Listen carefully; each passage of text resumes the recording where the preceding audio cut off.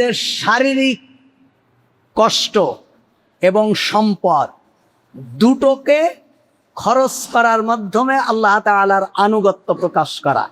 অর্থাৎ আল্লাহ তাআলা যে আমার সুস্থ রেখেছেন, আল্লাহ তাআলা আমাকে ভালো রেখেছেন, এই দেহের একটা সাদাকা আছে, এই শক্তির একটা সাদাকা আছে।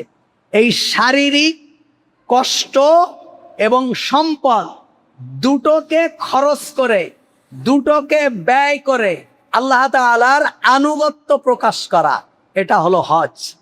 এটা কি হজ? কোনো ব্যক্তির যদি শারীরিক অক্ষমতা থাকে, আর্থিক সক্ষমতা থাকে, তাহলে তার উপর হজ ফরজ না। আর কোনো ব্যক্তির শারীরিক সক্ষমতা আছে কিন্তু আর্থিক সক্ষমতা নেই, তাহলেও সেই ব্যক্তির উপর হজ ফরজ না। তবে যার শারীরিক সক্ষমতা নাই কিন্তু আর্থিক সক্ষমতা আছে, সেই ব্যক্তির নিজের উপরে হজ ফরজ, কিন্তু নিজে যেতে পারছে না, এই কারণে অন্য কাউকে দিয়ে তার পক্ষ থেকে হজ আদায় করে দেবে। একে বলা হয় বদলি হজ। কি হজ? হজ্জে বদল, অর্থাৎ নিজের পক্ষ থেকে আরেকজনকে দিয়ে আদায় করে দেওয়া।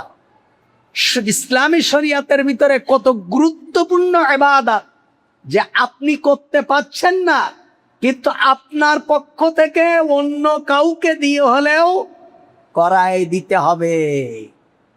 আপনি মরে গেছেন, আপনার পক্ষ থেকে আরেকজন করবে, কিন্তু তা না হলে আপনার উপরে সেটা কিয়ামত থেকে যাবে এবং কিয়ামতের দিন এর জন্য আপনাকে জবাবদিহি করতে হবে।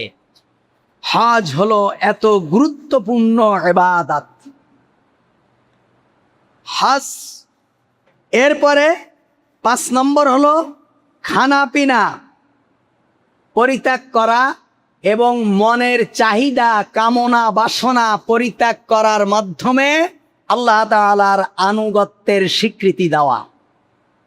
খানা পিনা পরিত্যাগ করা এবং চাহিদা, কামনা, বাসনা এগুলো পরিত্যাগ করার মাধ্যমে আল্লাহ সুবহানাহু ওয়া তাআলার আনুগত্যের স্বীকৃতি দেওয়া, এটা হলো সিয়াম, রোজা।